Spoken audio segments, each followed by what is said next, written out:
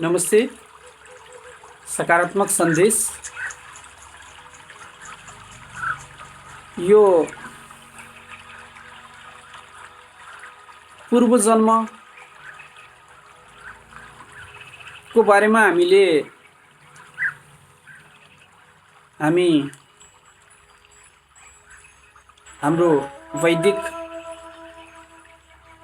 परम्परामा विश्वास राख्छौँ। त्यसैले कतिपय घटनाहरू चमत्कार जस्ता लाग्ने घटनाहरू सुन्न देख्न पनि पाउँछौँ। कतिपय सानै बच्चाहरूले, नाम चलेका बच्चाहरूले आफ्नो पूर्व जन्मको केही घटनाहरू बच्चाहरू मैले किन भनेको भने अलि ठुलो पाकाले भन्दा बनाएर भन्यो होला जस्तो लाग्छ। बच्चाहरूले जबकि उसले धेरै कुरा बुझेकै हुन्न, उसले भनेको कुरा म पूर्व जन्ममा यो थिएँ भनेको कुरा सुन्न, हेर्न, पढ्न हामीले पाउँछौँ। र हाम्रो परम्परामा त यसै पनि वर्षमा विशेष दसैँभन्दा अगाडि पितृपक्षको तिथिमा हामीले प्रतिपदादेखि अमावस्यासम्म पितृहरूलाई अलग अलग दिन जुन तिथिमा उहाँहरूले देह त्याग गर्नुभयो त्यो तिथिमा सम्झने गर्छौँ। वार्षिकी एउटा गर्छौँ भने त्यो बेलामा फेरि अर्कोचोटि हामीले हाम्रा पितृहरूलाई सम्झने गर्छौँ। यो वास्तवमा मृत्यु अनि मृत्युपछिको अर्को जन्म अथवा यो जन्मभन्दा अगाडि कुन जन्ममा के थियौँ होला भन्ने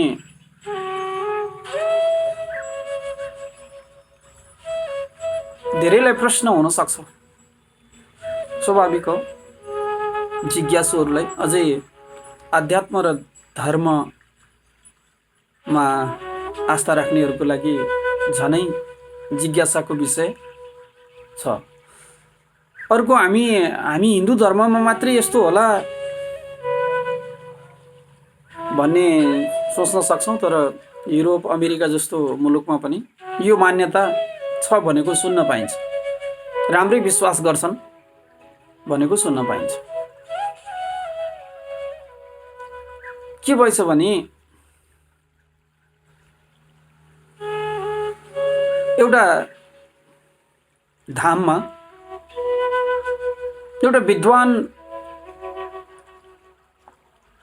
व्यासी कथावाचक, विशेष गरी अझै भगवत कथावाचक, भगवान कृष्णको भक्त, भगवान कृष्णले अर्जुनलाई युद्धको भूमिमा आफन्तहरूसँग लड्न नखोज्ने अर्जुनलाई हौसला दिएको त्यो ज्ञान बाँड्नको लागि उहाँ एकदमै लोकप्रिय हुनुहुँदैछ। त्यो बेलामा त्यो क्षेत्रमा लोकप्रिय हुनुहुँदैछ। उहाँ जुन धाममा बस्नुहुन्थ्यो त्यो धामबाट नदी पारी गएपछि राम्रो गाउँ रहेछ, राम्रो बस्ती रहेछ, व्यवस्थित बस्ती रहेछ। त उहाँका भक्तहरू धेरै जसो पारीको गाउँमा रहेछ। उहाँले के गर्नुहुँदो रहेछ भने अब नदीको किनारमा बसेको कारणले गर्दा पौडिन राम्रोसँग जानेको, डुङ्गाहरू चलाउन राम्रोसँग जानेको, आफ्नै डुङ्गा राख्नु भएको रहेछ। किनकि दिनकै नियमित आउने र जाने गर्नुपर्ने, अरू कसैलाई माझीहरू अथवा अरू कसैलाई सहयोगी राख्दा समयमा भएन भने आफू समयप्रति सजग भएको कारणले आफै सक्षम हुनुहुँदैछ। त यस्तै माघको बेलामा एकजना धनी व्यक्तिले, साहुकारले भगवत कथा सुन्ने रहर गर्नुभयो। अनि महिनौं अगाडिदेखि उहाँ सन्तलाई सन्तको नाम थियो निराकार महाराज। बोलाउनु भयो, समय निश्चित गरियो र पण्डितजी आफ्नो ढुङ्गा बिहान लिएर पारी जाने, दिनभरि कथाहरू वाचन गर्ने र बेलुका समयमा आफ्नो ढुङ्गा लिएर फर्कने। यसरी जाने आउने गर्दा अब जलमा त धेरै किसिमका प्राणीहरू हुन्छन्, त्यसमध्ये माछा जन्तुहरू हुन्छ नि जलमा। त्यो माछाले पण्डितजीलाई फलो गरिरहेको रहेछ। पण्डितजीले पनि ध्यान दिनुभएको रहेछ र पण्डितजीसँग त्यो व्यासजीसँग के खुबी रहेछ भने पशुहरूको भाषा पनि बुझ्ने खुबी रहेछ। अनि सोध्नुभयो, तिमी मलाई हरेक दिन मेरो ढुङ्गासँग सँगै पारीसम्म पुग्छौ, वारीसम्म आउँछौ, अरू पनि जन्तुहरू छन्, जलजन्तुहरू, तर उनीहरूले खासै कुनै चासो राखेको देखिन, तर तिमीले चासो राख्यौ भन, के कारण? अनि माछोले भन्छ, व्यासजी, म धन्य हुने थिएँ, मेरो जीवन धन्य हुने थियो।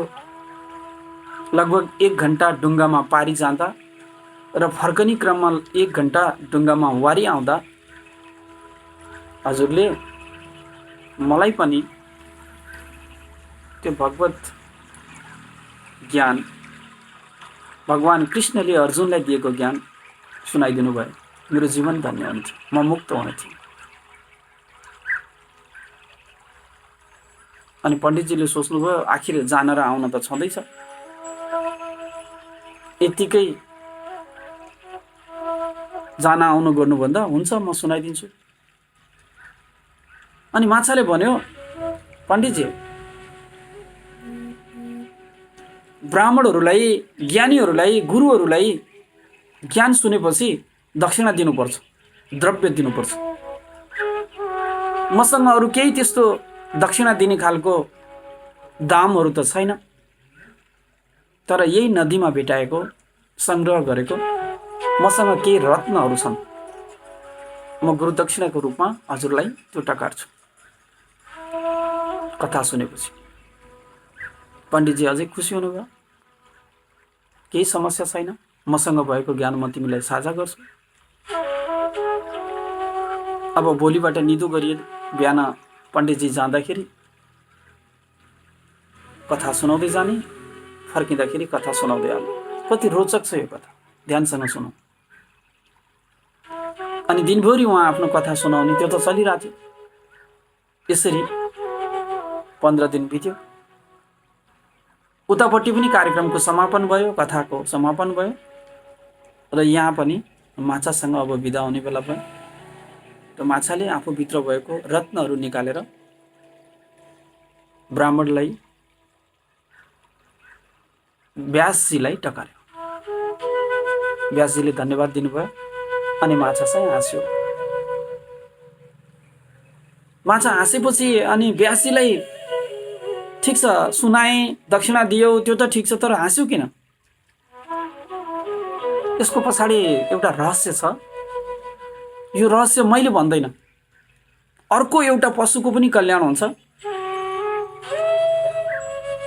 राजापुर नामको गाउँमा धोबीहरूको बस्ती छ। धोबी भनेको कपडाहरू धुने धोबीहरूको बस्ती छ। त्यसमा छट्टु नामको एउटा गधा छ।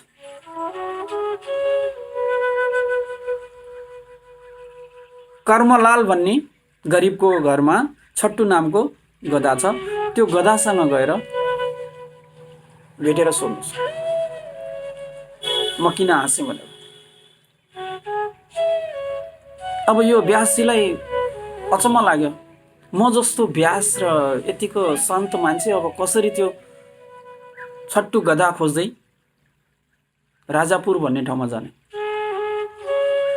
ठिकै छ, माछाले, यति ज्ञानी माछाले, यति सत्संगप्रति रुचि राख्ने माछाले केही भनेछ भनेपछि हुन्छ भनेर तालमेल मिलाउनु भयो र राजापुर भन्ने गाउँ माछाले बताएअनुसार खोज्दै जानुभयो। त्यहाँ गएर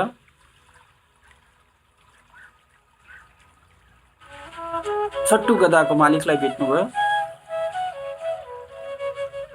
घाटमा लगेर रहेछ कपडा धुनको लागि। गधालाई कपडा धुने ठाउँ हुन्छ, त्यसलाई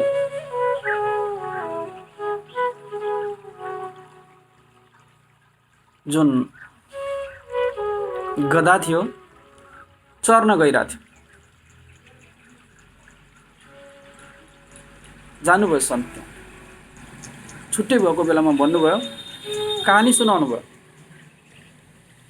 म हरेक दिन वारिपारी गर्दा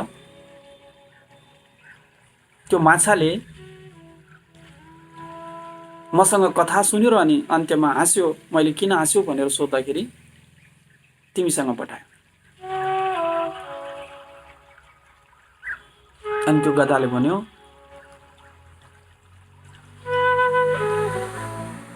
ऊ पनि मानवसँग बोल्न सक्ने र अनि पण्डितजीसँग पशुहरूको भाषा बुझ्ने क्षमता भएको कारणले एक दिनमा यो कथा सिद्धिन्न। तपाईले 5 दिन यस्तै गरी मेरो साहुले मलाई लिएर आउँछ र चर्न छोडिदिन्छ, त्यो बेलामा छुट्टै आउनुहोस् र अनि कथा सुन्नुहोस्, कहानी के हो। अनि तपाईले मेरो पनि कल्याण हुने गरी भगवत गीता छोटकरीमा सुनाइदिनुहोस्, जुन निचोडमा भगवान कृष्णले अर्जुनलाई सुनाउनु। अब जिज्ञासा जागेकै थियो। व्यासजीले हुन्छ भन्नुभयो अनि लगातार 5 दिनसम्म आएर सुनाइदिनु भयो। अन्तिममा गधाले के भन्यो भने, अब हजुरलाई दिनको लागि मसँग दक्षिणा केही पनि छैन। हजुरसँग जुन ज्ञान सुने म धन्य भएँ, मेरो जीवन धन्य भयो, म मुक्त हुन्छु अब। तर मेरो अनुरोध के छ भने, शीतलपुर नामको नगरमा एउटा साहुकार छन्, सूर्यवंशी। तिनकोमा एउटा कुकुरलाई पालेको छन्। त्यो कुकुरको नाम उनले हाँसु भनेर राखेको छ। एकचोटि त्यो कुकुरलाई त हजुरले भेट्नै पर्छ, रहस्य लुकेको छ। यो सुनेपछि फेरि व्यासजीको मनमा जिज्ञासा जाग्यो अनि खोज्दै त्यो कुकुरको मालिकलाई, त्यो साहुकारलाई भेट्नुभयो। अब एउटा सन्त कुकुरसँग कसरी कुरा गर्ने समस्या थियो। त्यो साहुकारले त्यो व्यासजीको नाम सुनेको, चर्चा सुनेको कारणले गर्दा आफ्नै घरमा यसै आएको देख्दाखेरि उसले धेरै हात जोडेर बिन्ती गर्यो, मेरो केही दिन बसेर मेरो घरलाई पवित्र गरिदिनुहोस् र हामीलाई ज्ञान चर्चा सुनाएर कल्याण गरिदिनुहोस्। खोजेकै त्यही थिए। व्यासजीले बस्नुभयो। 5 दिन बस्दाखेरि कुकुरलाई यति राम्रोसँग राखिएको थियो, त्यहाँ मान्छेहरूलाई बरु त्यति सुविधा थिएन। उसको लागि खानेकुराहरू राम्रो, घुमाउने मान्छेहरू छुट्टै, उसलाई बस्ने घर छुट्टै, बिस्ताराहरू समेत बनाइएको। नामको लागि पशु थियो तर सुविधा उसलाई मान्छेलाई भन्दा बढी थियो। यो देखेर व्यासजी पनि दङ्ग पर्नुभयो, यसको भाग्य। अनि राति जब सबैजना सुत्थे, व्यासजी नसुतेर त्यो कुकुरको नजिक जानुभयो र भन्नुभयो, मैले यसरी माछालाई कथा सुनाएँ, त्यो माछाले मलाई गधासँग भेट गरायो। गधालाई कथा सुनाए, गधाले तिमीसम्म पठायो। तिमीले भन यसको रहस्य के हो, के छ। अनि उसले भन्यो, 5 दिन यहाँ बस्दासम्म मलाई पनि भगवत गीता, भगवत कथा, भगवानको त्यो वाणी, मुक्त हुने वाणी सुनाउनु, म तपाईलाई बताउँछु। 5 दिन सुनेपछि अनि त्यसपछि अब त भन, व्यासजीले भन्नुभयो। उसले भन्यो, हामी पूर्व जन्ममा तपाईँ जो व्यासजी हुनुहुन्छ, तपाईँ म जो कुकुर छु, अर्को जुन गरिबको घरमा गधा छ र अर्को थियो माछा, 4 भाइ थियौँ। एउटा ठुलो राज्यको राजाका 4वटा राजकुमार थियौँ हामी। हामीलाई सानैबाट मातापिताले धेरै प्रेमले पाल्नु पर्यो। जब हामी 8-9 वर्षका भयौँ, हाम्रो यज्ञोपवीत कर्म गरिसकेपछि, मन्त्र र जनै धारण गरिसकेपछि गुरुकुलमा हामीलाई पढ्नको लागि पठाइयो। हामीलाई सबै किसिमको शिक्षाहरू, ज्ञानहरू, सिपहरू गुरुबाट दियो। जब हामी 25 वर्षका भयौँ, दरबारमा फर्क्यौँ। पिताहरू माताहरू वृद्ध हुनुभयो अनि आफ्नो स्वर्गवास हुनुभन्दा अगाडि मातापिताले हामीलाई त्यो आफ्नो ठुलो राज्यमध्ये 4वटा राज्य विभाजित गरेर दिनुभयो, जसमध्ये एउटा राज्यको मालिक म भएँ। एउटा राज्यको मालिक त्यो गधा भयो, एउटा राज्यको मालिक त्यो माछा भयो, एउटा राज्यको मालिक तपाईँ हुनुहुन्थ्यो। तपाईले गुरुकुलको शिक्षा राम्रोसँग लिनुभयो र त्यसलाई पालन गर्नुभयो। देश र जनताको लागि तपाईले खूब सेवा गर्नुभयो र तपाईलाई पशुहरूका भाषा बुझ्ने आशीर्वाद प्राप्त भयो। गुरुकुलमा पढेको कारणले गर्दा, 25 वर्षसम्म नियममा बसेको कारणले गर्दा हामी अरू 3 भाइलाई मानवहरूसँग बोल्न सक्ने र भगवत गीता सुनाएर कल्याण गर्ने कोही पाएदेखि उद्धार हुने त्यस्तो आशीर्वाद प्राप्त भयो। त्यसैले यो जन्ममा हाम्रा कर्म अनुसार जस्ता कर्म गरेका थियौँ, सन्त भइकन पनि अलिकति वासनामा लिप्त भएको कारणले गर्दा मलाई कुकुर हुनु पर्यो। अरूलाई अन्याय र अत्याचार गरेको कारणले गर्दा, बोझ लदाएको कारणले गर्दा, ऋणहरू लगाएको कारणले गर्दा अरूको भारी बोक्ने गधा हुनु पर्यो। धाममा गएर महत्त्व नदिँदा, तीर्थहरूलाई महत्त्व नदिँदा, नदीहरूलाई सम्मान नगर्दा एउटालाई माछा हुनु पर्यो। तर हामीलाई पूर्व जन्ममा 25 वर्षसम्म गरेको दुःखको कारणले गर्दा मुक्त हुने एउटा अवसर मिल्यो, जुन तपाईले यति राम्रो भगवत ज्ञान दिनुभयो। यो सुनेपछि यो जन्मको मात्रै बुझ्न सक्ने, पूर्व जन्मका यी घटनाहरू सुनेपछि उहाँको पनि आँखा खुल्यो र उहाँले छर्लङ्ग हुनुभयो र धन्यवाद दिनुभयो। र यो भगवत ज्ञानले ती 4वटा आफ्ना जुन छ 3 जना दाजुभाइहरूको पनि कल्याण गर्यो। अब यो हाम्रो कथा, यो सकारात्मक सन्देश सुन्नेले यस कुरालाई कतिको मान्ने या नमान्ने, यो त आफूमा भर पर्ने विषय हो। तर एउटा कुरा के छ भने, जस्तै चक्कु हुन्छ नि, कैँची हुन्छ नि, त्यो प्रयोग त डाक्टरले पनि गर्छन् अनि त्यही प्रयोग अपराधीले पनि गर्छन्। जब त्यो चक्कु र कैँची डाक्टरको हातमा पर्छ त उपचार हुन्छ, अपराधीको हातमा पर्छ त अत्याचार हुन्छ। त्रिवेणी यात्राको क्रममा स्मृतिमा आयो, हाम्रो परम्परामा के छ भने श्रुति, स्मृति र पुराण, यसलाई प्रमाण मानिएको छ धर्मको लागि। श्रुति यानी सुनेर, स्मृति मानि सम्झेर, अनि पुराण यानी जुन वेद पुराणहरू हाम्रा ग्रन्थहरू छन् यिनीहरूलाई। त यसैको आधारमा मेरो स्मृतिमा आएको एउटा यो सकारात्मक सन्देशको कथा यहाँहरूसँग म साझा गरेँ। जसरी यहाँहरूले बुझ्नुहुन्छ स्वीकार गर्नुहोला। फेरि अर्को पटक फेरि कुनै रोचक र ज्ञानवर्धक सन्देश लिएर उपस्थित हुनेछु। सबैको जय होस्। नमस्ते।